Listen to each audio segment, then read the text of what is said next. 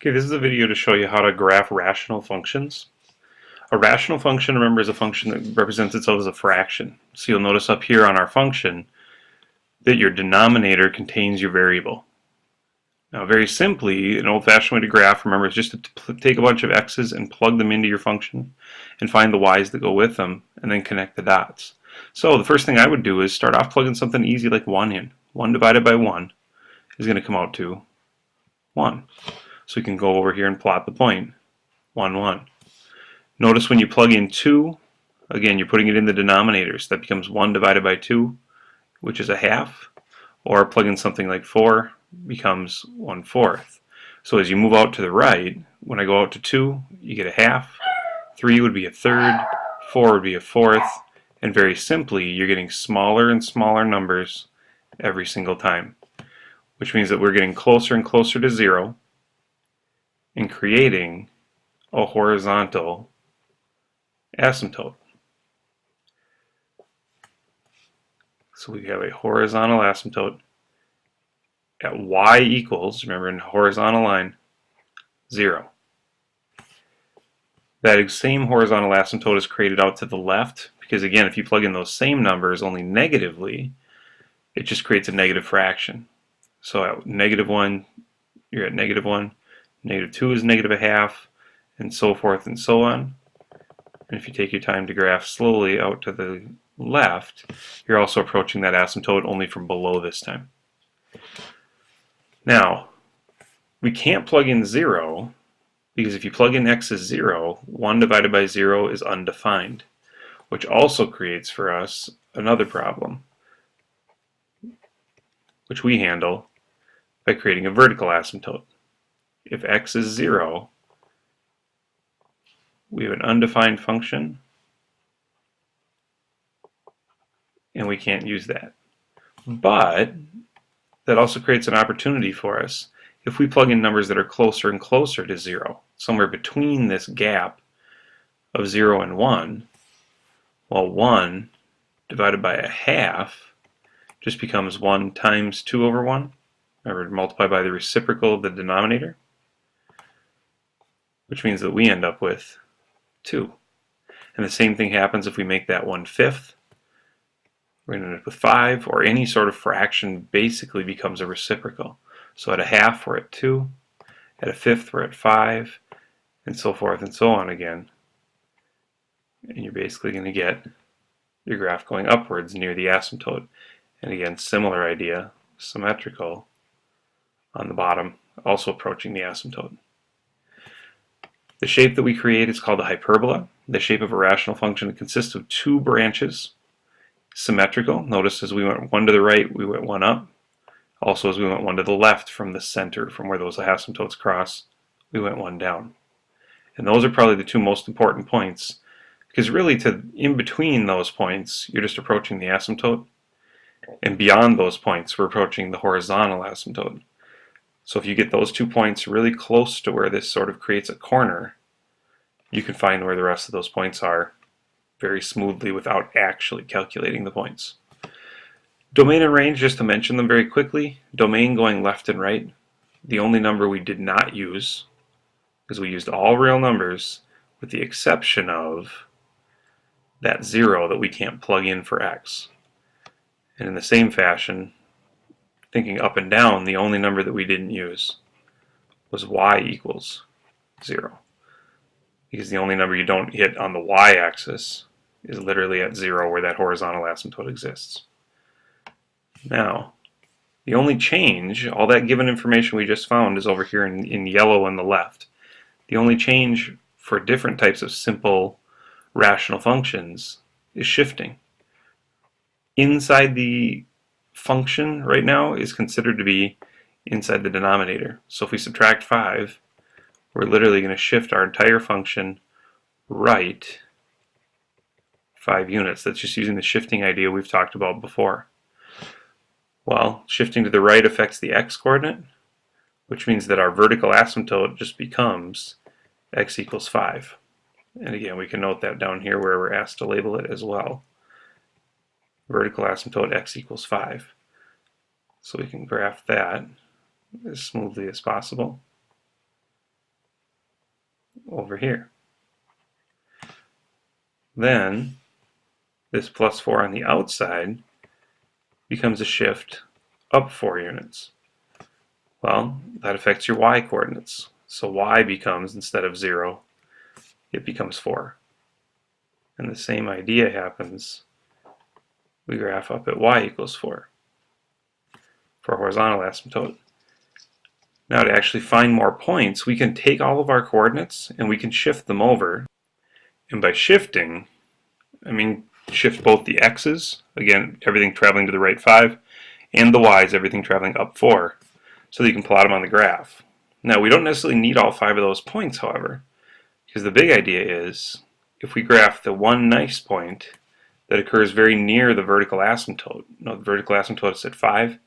When we go to 6, 5, that point we found, or since it's 1 over 1 up, we travel 1 to the left, 1 down, plot that point over at 4, 3. Those 2 points are so close to that corner that, again, out to the right, we're just approaching the asymptote, and out to the left, we're approaching the vertical asymptote. So follow as best you can the horizontal asymptote, curve through the point, and then follow the vertical asymptote downwards. Do your best not to cross the asymptotes. Try to be as smooth as you can. Again, the slower you draw, the better you'll be. And then just make sure that we've labeled all of our parts. Horizontal asymptote, again, was at y equals 4. Domain, therefore, again, everywhere except for the one x value we can't use. Note the equal sign crossed out. X cannot equal 5. And again, same thing. Y is everywhere except for that 4.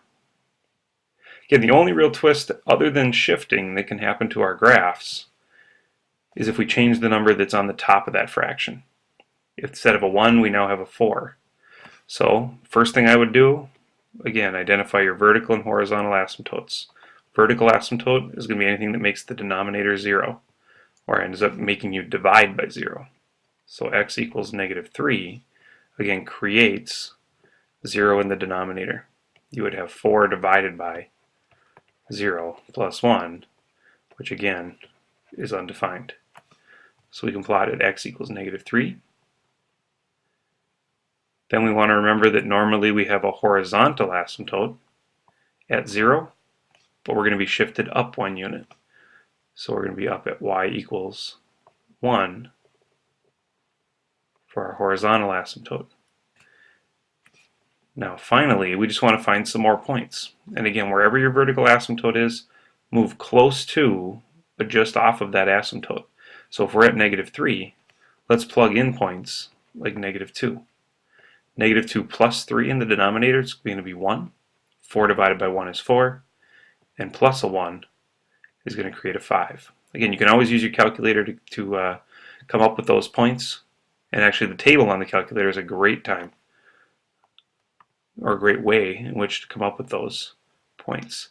Notice we're not neatly into the corner this time, so a few extra points would be helpful.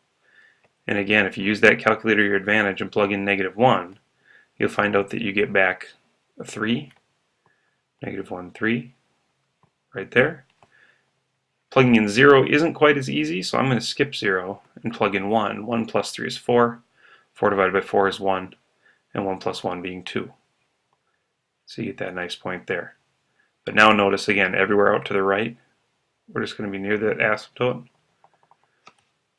Curve up through our points, and then again, near the asymptote again. Again, use the symmetry, 2 to the right from their center, and 4 to the right up 1, 2 to the right up 2, 1 to the right up 4, and you've created as smooth a line as possible through those points that you're given. Creating that symmetry, 2 up 2, over 2, down 2, from the center where those asymptotes cross. And again, domain, all real numbers, such that x can't be -3, because your horizontal asymptote was y equals 1. Range will be that y can't be 1, but again, can be all real numbers except for 1. The problem on the next page is a little bit different. Notice it's not creating that shifting idea. You can still take advantage in the denominator of that plus 1, you're still going to have a vertical asymptote anywhere that x equals -1 because you'd be dividing by 0. So at -1, we're still going to get that nice vertical asymptote. However, the horizontal asymptote's a little harder to come up with, and we'll teach you about that in section 8.3, or when we talk about other rational functions. But for now, type this into the calculator very carefully.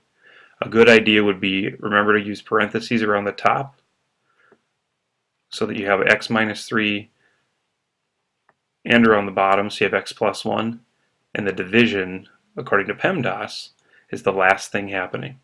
Take a second to type that in your calculator. Pause the video now, and you can see how the final answer will come out in just a few seconds.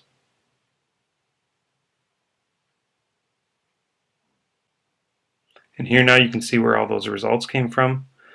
Again, from the calculator, we just noticed we had a vertical asymptote at -1, a horizontal asymptote at 1. You can get many points right off of your table.